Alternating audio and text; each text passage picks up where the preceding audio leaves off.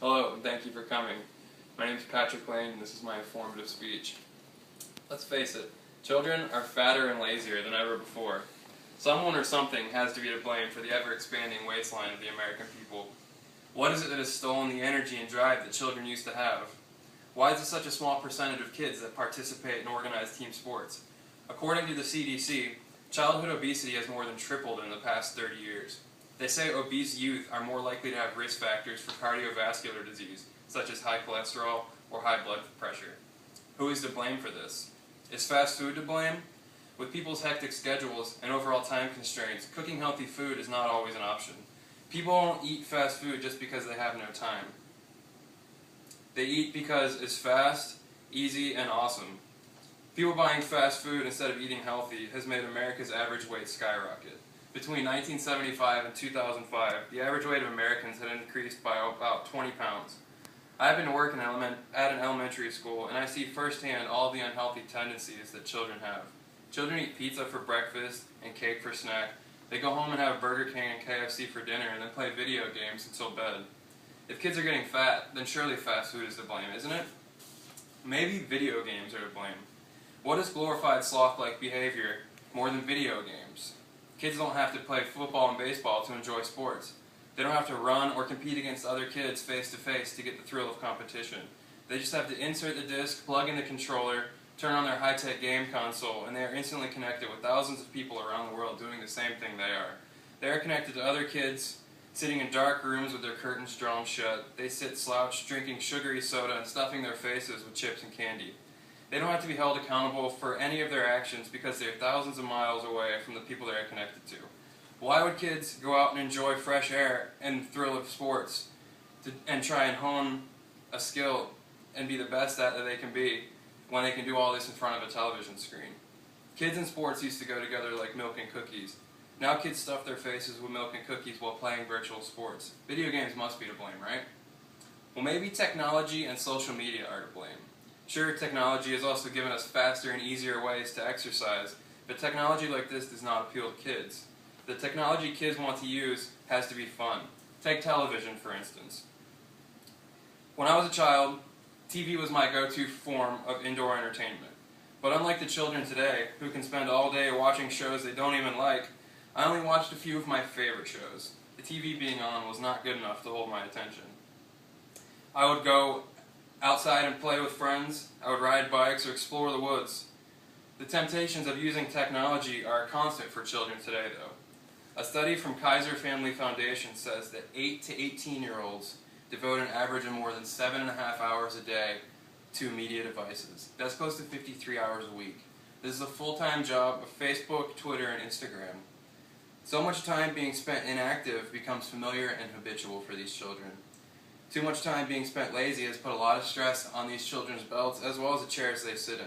So of course, social media and technology are to blame, aren't they? Children don't have jobs. They don't make decisions for themselves very often.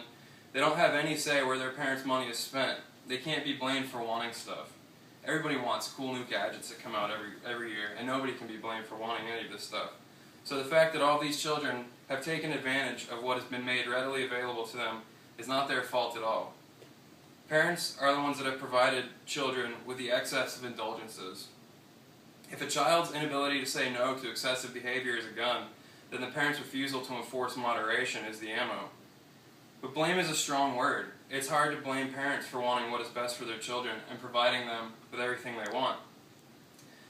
I think children should be given things, and I'm glad I was never told no. I always had everything I ever wanted. But it's a parent's job to limit the amount of time a child can be lazy. Children are a blank canvas. Until they really develop into unique individuals, they are exactly what their parents make them. I see it every day. Every time I meet the parent of a child at school, I see exactly why they are the way they are.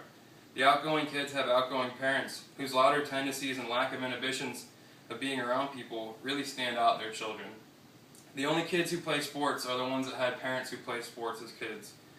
The kids that like music have musical parents, but the lazy kids don't pick up any other characteristics than laziness. Every child can be lazy if allowed to. I played many sports as a kid, and there are many times I wanted to quit or get frustrated or bored with things. There were lots of times I said I wasn't interested in trying new things.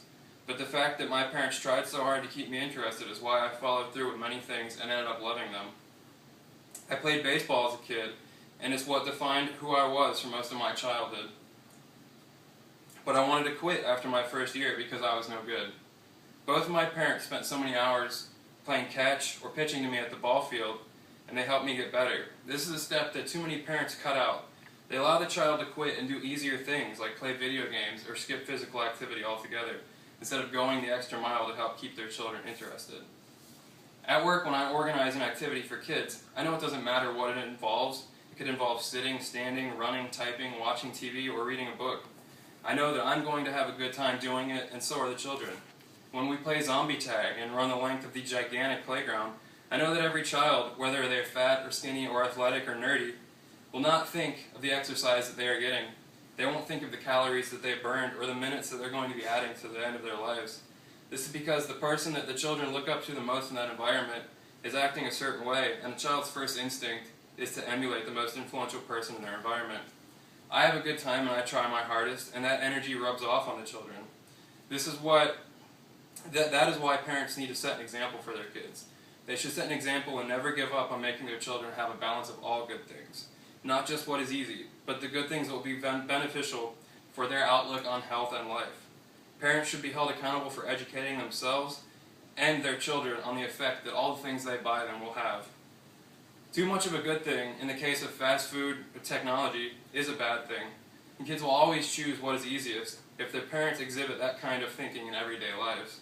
Parents should prepare their children and try their absolute hardest to ensure that when their kids are adults, they have no regrets. Thank you very much. I hope you enjoyed it.